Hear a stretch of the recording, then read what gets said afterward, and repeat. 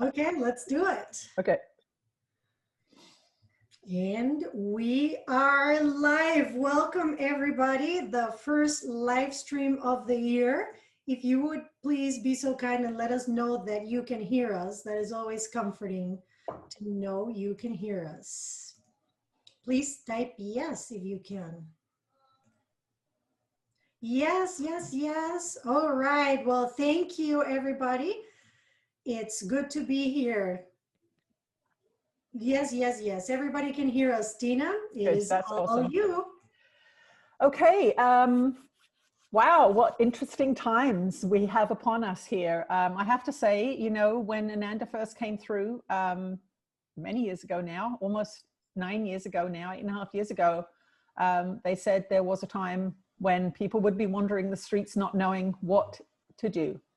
And as these energies are building and as this political, international political situation is moving ahead and the coronavirus thing is moving ahead, obviously this is the time that we have been prepared for. So I'm grateful on a daily basis for my Course in Miracles practice, and I really don't know how people manage with what's going on. I don't know how people manage who are completely in the world and of the world, you know. I do have a very exciting announcement. A colleague and I have been working on some t-shirt designs and doing a store for some Course in Miracles and Jesus and Ananda inspired products. So I am wearing one of the first t-shirts here, which is one of my favorite phrases: infinite patience brings immediate results. And these are really beautiful, fitted, soft, nice t-shirts. So we got a whole bunch of samples. We have some Course in Miracles lessons and phrases, and some other just plain old revolutionary phrases, which are kind of my thing. So we hope that the store will be open in a couple of weeks. And this is, oh, let's see if I can get this off now. Hang on. This is one of the products that I'm hoping we will be able to carry. Uh-oh. Now that's not a good idea. I've got too many things going on in my hair. It is a Jesus dog tag. And I have got some samples. My sons, Alex and Kieran, have said, I want one of those. So we're really hoping we can get these as one of the products. So that's been a fun project that I've been working on with Colleen. One of our members. And yeah, just very, very intrigued with what's going on in the world right now. So let's see what Jesus has to say to us.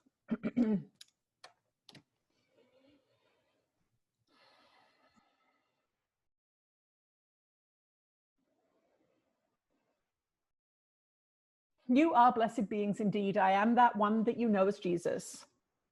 Interesting indeed, challenging indeed, intriguing indeed. Nerve-wracking indeed. Many of these adjectives cover the experience that you are going through on the planet at this time. Now, some beings in the group are getting a little, we will say, peeved or miffed about the fact that there are some political aspects to the transformation that is going on. But if you think about it, this is logical. The powers that be on your planet work through the political system. So changes in influence, changes in power, changes in approach are going to be initiated and at least partly carried out through the political system. So it's very important not to take this personally, and it's very important if you are being triggered by some political statement that somebody's making or an inference to a political dynamic that is going on. If that upsets you, then that is your work. That is your forgiveness work. You must remember, look at the ego's playground. Wars come and go, kingships come and go, assassinations happen, marriages, divorces. This is a dynamic and volatile place, this ego's playground. And throughout history, if you look at your modern history, you will see the rise and fall of nations. You will see the rise and fall of political leaders. You will see all kinds of revolutions, all kinds of things. For some reason, many beings in this particular society, we will say North America and Europe, have forgotten this. They seem to think that everything has calmed down. What's been going on behind the scenes is a revolution. There is a, we will say, a coup d'etat happening, global coup d'etat happening, and it has been going on behind the scenes for so long that nobody really came to understand that it was happening. What 2020 has brought to the forefront is the coup d'etat. You see what is happening. You see that there is a global phenomenon. You see that there is a global governance. You see that there are things happening that would be considered unacceptable under different circumstances, and they are leading towards a path of a very, very different society. Now, when we look at your Earth, what we see is, we see several layers.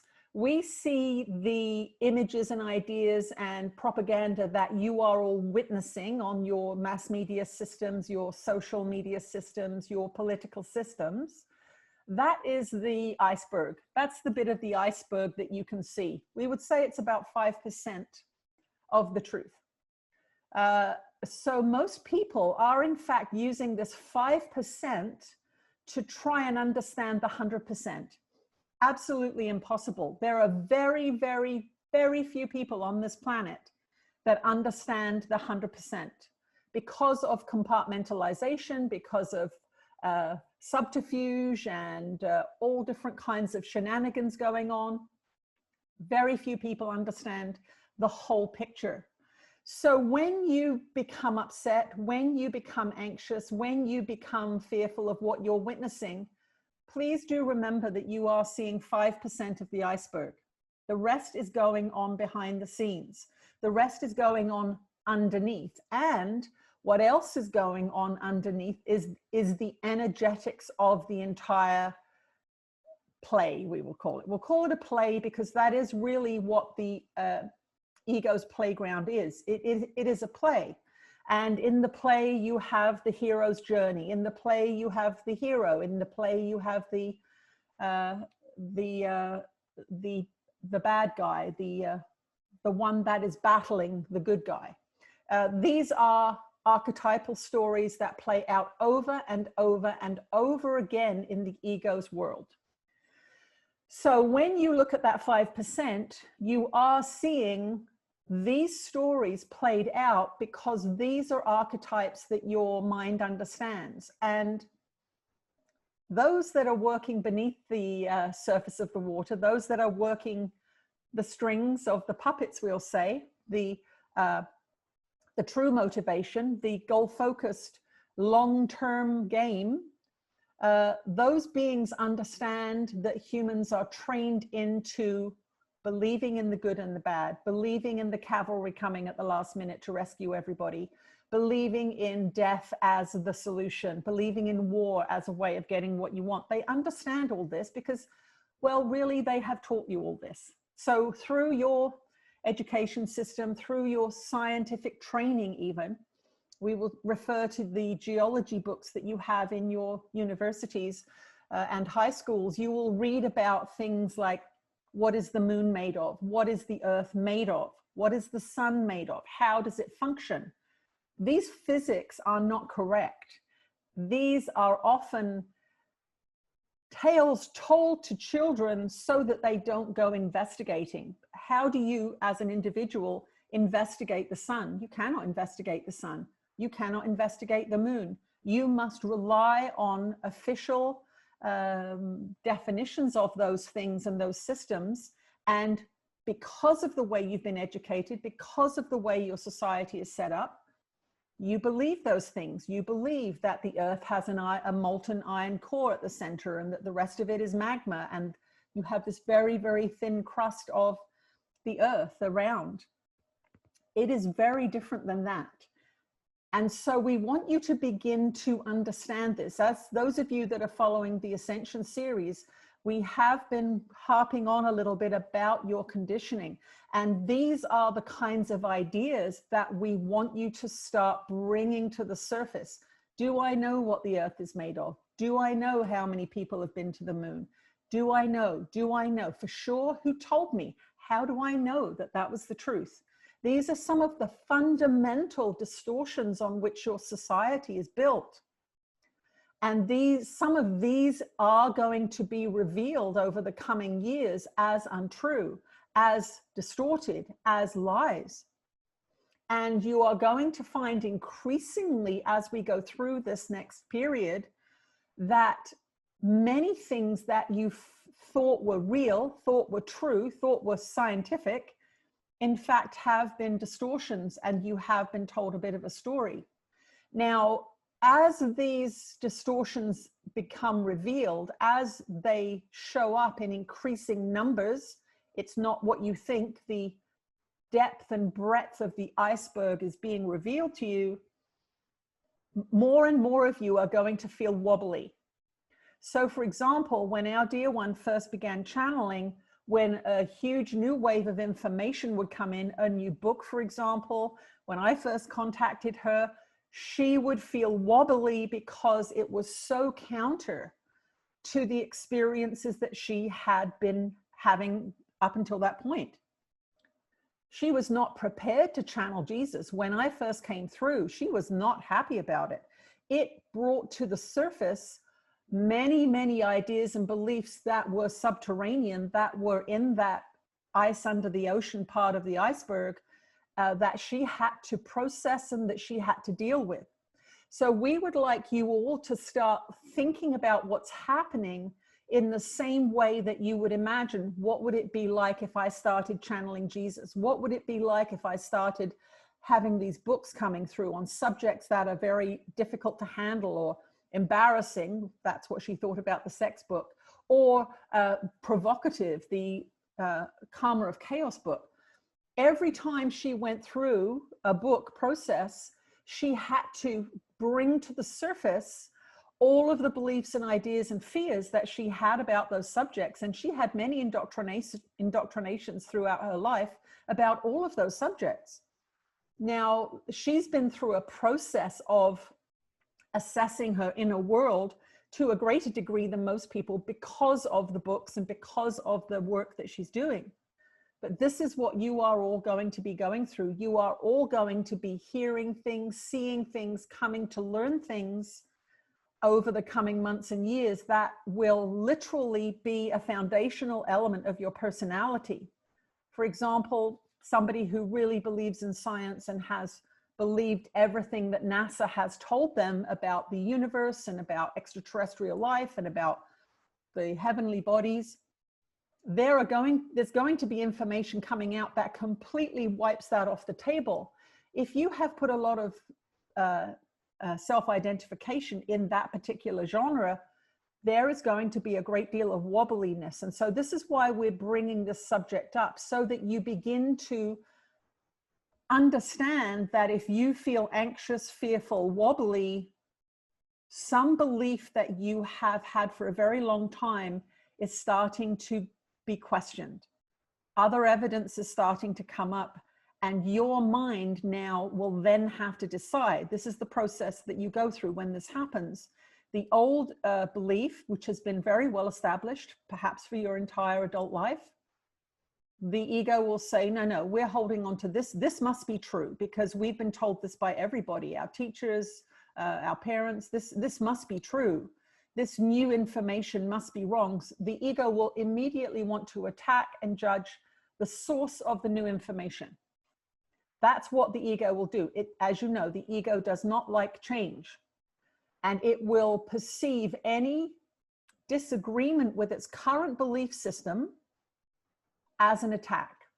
That's how it will respond. It will respond as if it's an attack, even though it's just an introduction of new material. So when you start to see and hear and observe unusual things happening, or things that you didn't expect or didn't believe could ever happen, you may have these feelings of wobbliness. You may have these feelings of fear or anxiety, because what the mind starts to do is it starts to try and get you to choose which one is true. It will want to keep going back to the old one. And this is what you're seeing in a large percentage of the population. They are going to what they've been taught, and the new information is upsetting them. It makes them angry. They feel attacked by the new information. Their minds are going to the old information as much as possible, saying no, no, no. But there will come to those of you that understand the workings of the mind, when you get this feeling of, oh my God, I can't believe that, start to do a self-investigation, a self-inquiry, and say, okay, what of my beliefs here are being challenged? Go into it proactively. Go, oh, I'm feeling anxious, I'm feeling fearful. Start to write down the beliefs that have been activated. Democracy is coming to an end. The United States is dissolving. China is taking over the world. Someone's kidnapped the Queen. Whatever it is that comes up, compare that to what you have always believed. And this will show you why you are feeling anxious or fearful. It's because the mind wants you to choose which one's true. They both can't be true. So it will be agitated, jumping back and forth. So this is a very, very good time to actually assess the beliefs that have been activated by these new situations. So you've been going through very many new situations as it relates to the coronavirus and the government's implementation of lockdowns and these kinds of things. You are going to have another layer now coming up in this next 2 or 3 months, which is going to be, we would say, equally challenging. And so we want you to do this. We want you to notice when you get feelings, because you've got new information or you've got disturbing information as your ego sees it. We want you to understand that everything works together for good, and infinite patience brings immediate results. Infinite patience means, oh, I am going to just look at this. I'm not going to leap to any conclusions. I'm going to look at what I'm observing, hearing, learning, and I'm going to pay attention to what's being activated in me, because it is the activation in you that you use as your spiritual work. If you fear for the future of North America, then you will begin to get anxious. And we want you to understand that North America is just an idea. National boundaries are just ideas. If you go out to the moon and look back at the earth, there are no national boundaries. They are artificial constructs of the ego's world. As much as you are used to them, as much as you value them, as much as they are meaningful to you, they are fabricated by the ego mind for a particular purpose. So this does not mean that America is not good. In fact, America has been considered one of the great spiritual experiments because it was founded on independence. It was founded on the idea that freedom and happiness was important. And that is really what is at play right now. Those that believe in freedom, those that believe in the right to pursue whatever it is that you want to pursue as your expression of individuality, which after all is what you came here to do. Those people really, really believe in America as a symbol of that freedom and choice and ability to move around and gather without being thrown in prison. That is what you are beginning to see arising in people now, and you are beginning to see that arising around the world, more and more demonstrations of people saying, hang on a second, I would rather have my freedom than safety. But they have never had to make that choice before. They have never, ever been in the situations that they are in now. And so you are seeing an activation of the vital life force of your planet, which we cheer, which we say, good, get off your couches. Stop eating Doritos and watching bad television. Get up off your couches and feel what you're feeling, because it is life. It is important. As we have mentioned before, the domestication of the Western world has been slowing down your vital life force by increments with things like the hypnotic effects of television, the detrimental effects of toxic foods, the urbanization of your society. These things have been working over the last couple of 100 years in a systematic effort to, we will say, corral you and make you manageable. But this never kills the spirit. Your spirit is always alive and well. And if it is shaken up enough, it will begin to assert itself once again, dusting off the cobwebs, shaking itself out. Yes, it feels stiff and sore and doesn't really know what to do. It's as if you've been sitting in a chair too long and you get up and your back aches and your leg aches, but if you move around a little bit, it all starts to come back to you. Your spirit is starting to come back to you. And that is how we want you to look at this situation. The spirit of humanity is awakening because the hand of the global influencers has been played, and they are literally telling you what they are going to do. And there are billions of people who are saying, what? Hang on a second. That is not okay. And we want to bring it back to the spiritual, the non-dualistic, which is you are an eternal spiritual being. You are a freedom-seeking being. You are a loving being. You are a creative being. When your freedom and creativity begins to be taken away from you, you are engaging in what we would say is a spiritual war. This individual demonstration of spirit manifest saying, I came here to do this. I came here to be me. Something is going terribly wrong. So we want you to keep the grander picture of your eternal spiritual nature.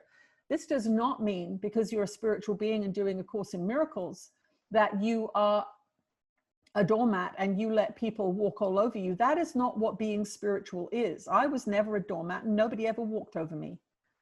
That is not what happened in my incarnation. I was a very, very outspoken and revolutionary kind of person. We don't expect you to be revolutionaries. We want you to understand what you're going to be feeling over the coming months. So that's really what we wanted to say in this introduction. And we will take a short break and return.